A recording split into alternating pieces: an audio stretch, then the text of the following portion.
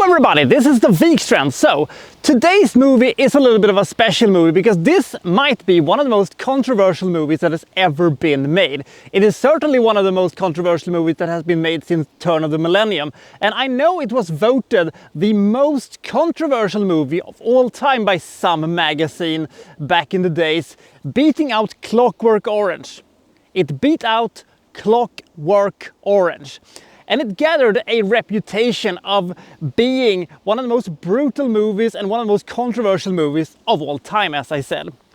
And I love Mel Gibson as a director. I like him as an actor, but I love him as a director, having done some of my favorite movies of all time: Hacksaw Ridge, Braveheart, Apocalypto.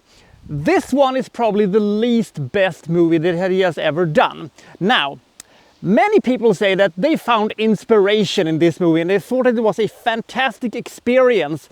And to them I will say, I can understand sort of where you're coming from, but you're missing out on the many flaws that this movie has.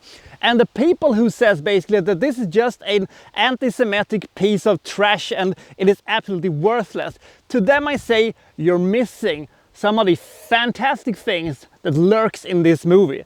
I fall somewhere in between when it comes to the Passion of the Christ. So let's find out what is good about this movie, what is bad about this movie, and what falls sort of in between. This is my review of the Passion of the Christ.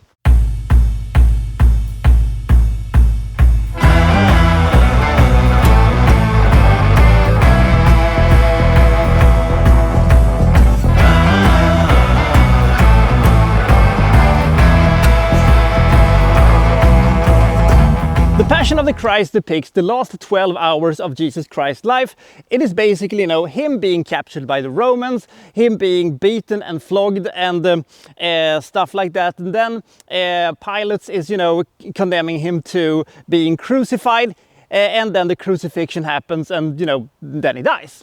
That is essentially what this movie is about. The story about Jesus' death is perhaps the most famous story in the entire world, regardless if you're religious, Christian or not. The fact is that almost everybody, I think, and have a general understanding of at least, big sections of how Jesus' life ended.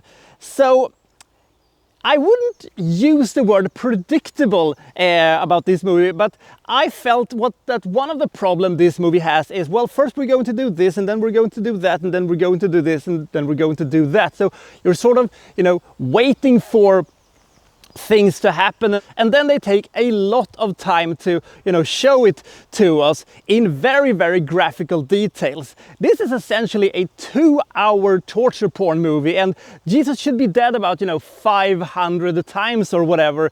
And sometimes you just think to yourself, God damn it, will you move? When Jesus falls with the cross for the second, or was it third, or was it even the fourth time, I just said, can we get to Golgotha anytime soon?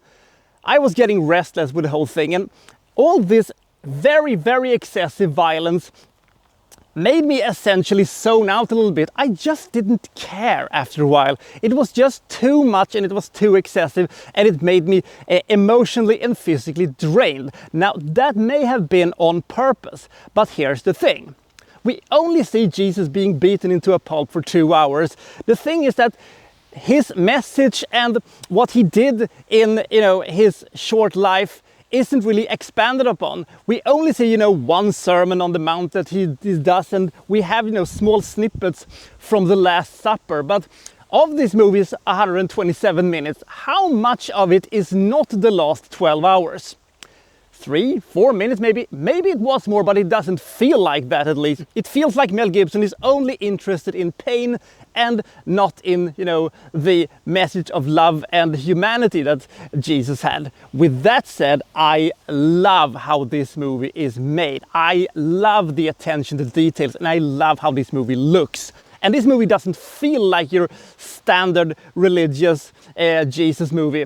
The fact is that, shooting in Italy made this movie have a different look than it would have had if they just would have shot it in, Universal's backlot or whatever it would have been.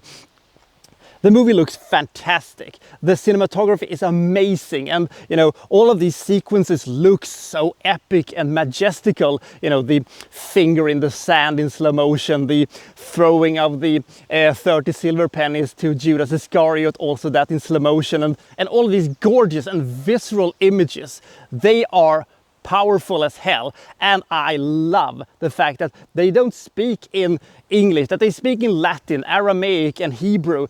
It makes the movie feel authentic, and it makes you feel like you're there, and it doesn't, shatter the illusion that this is a movie. It makes you feel like you're actually witnessing the entire thing unfolds. That is absolutely great. But then we also have all of these sequences that doesn't really fit the movie, that is a little bit silly. The sequences with, Satan, and some of the character designs for the Jewish characters is a little bit sketchy, I can agree upon, but you feel every punch, every flogging, every whipping that Jesus gets in this movie. It is a movie, as I said, that makes you feel things, even though I think Mel Gibson went a little bit overboard with the whole thing. But the fact is that there are some very, very good acting in this movie, especially from Monica Bellucci as Mary from Magdala, and Jim Caviezel as Jesus. And my God, this could not have been a fun movie shoot for Jim. And he does a fantastic job, and the look of the movie and the feeling of the movie is what really elevates it. But it cannot cover up the fact that while this movie looks fantastic, it feels like there is something missing. There is something hollow in it, and some of the sequences does not work and feels like it is taken from a completely different movie. And now finally, when I saw this movie, I understood why so many religious people absolutely hate Life of Brian. Because, when they have this sermon thing and they do the zoom out, I very much expected Brian's mom to say, "Speak up, Mom, I can't hear what he says." And those sort of sequences is probably why I love Life of Brian so much. Regardless of which, The Passion of the Christ has fantastic production value. It has some great acting, and it has an atmosphere and a look that is absolutely iconic. But for me, I think one of the major problems was that it was difficult for me to have an emotional connection to the whole thing. Maybe because I knew what was going to come, in the next 5 or 10 minutes. So, I didn't want to do this, but I felt when I saw this movie that I'm just waiting for them to get to the next chapter. And it took them a while to get there because they focus so much on, the last 12 hours. While a movie I think is better that depicts the life of Jesus, The Last Temptation of Christ from 1986, is a much better movie, even though it doesn't have the same authenticity. But I was more invested into that movie because it showed me different things, and it, asked questions, and it took some liberties, and it did stuff that I thought was absolutely great, even though I kind of knew where we were going with that thing too. And it took us a little while to get there, but in my opinion, that is the best movie about Jesus that I've seen. Do I recommend The Passion of the Christ? It's a tough call, actually, because as I said, I can watch the other movies that Mel Gibson has done over and over and over again, and I always find something new and something new fascinating aspect of it that I didn't think of. And there is something quite amazing about seeing a Mel Gibson movie. This is the movie that I have rewatched the least amount of time, and it's a movie where it doesn't give me as much as the other ones do.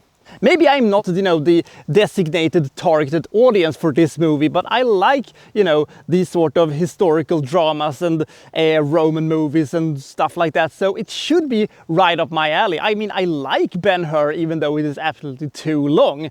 But for some reason, I think that this movie did a couple of things that was unnecessary, and they went too far with it. But if you are a person who is very much into religion and, said that you found something in this movie that was amazing and, made you feel, for Jesus, and thought that it was a great movie, I'm not going to argue with you because I can understand where you're coming from. But for me, it was just that there was something that was missing and I couldn't get over it. I felt hollow when this movie was over. I don't know why. Even though I will say this, they kind of nailed my absolute favorite part of the Bible. I actually have a favorite part of the Bible. It is, the two robbers that are also, hanging with Jesus. And I know one of them is mocking Jesus, but the other one says that he believes in Jesus. And Jesus says to him that before this day is over, you shall sit, by my side. And the redemption of that robber is so inspirational. Maybe that is why I really like, stories about redemption and, movies where a character tries to right the wrongs that they have done in the past. And I thought that they made that sequence absolutely 100% work. It cannot quite, make up for the rest of the movie, but it is a great scene in a movie that is, in my opinion, a little bit too excessive with its violence and a little bit too long and focuses maybe on, the wrong things. Maybe if they could have done more of a complete story about the life of Jesus and maybe have the, beating thing take up a smaller section. Maybe I would have loved that movie in that case. But now it's just a movie I think is a okay movie, even though it is a movie that looks fantastic and has a fantastic atmosphere to it. But it is just, I don't know, as I said, something is missing. It is a tricky movie to rate, but I think that 51 points is a fair rating for this movie. The cinematography, great. The direction, fantastic. The acting, spellbinding. But the story isn't really that interesting. And because Mel Gibson just stays on the very narrow track that is the story about Jesus' death, very few unexpected things happen in this movie. Now, I am not a Bible expert at all. I am not very religious and I live in the most secular country on planet Earth. But even I could kind of see, well, we're gonna do this and then we're gonna do that. And then we're gonna do this and then we're gonna do that. So I don't know, for some reason that harmed the movie in my opinion, but I might be wrong. So which one is your favorite when it comes to movies depicting Jesus' life? And do you think that this movie is great or do you think that this movie sucks? Comment below and I'll see you next time from so-and-so reviewing, well, such and such. Thank you for watching. Thank you very much.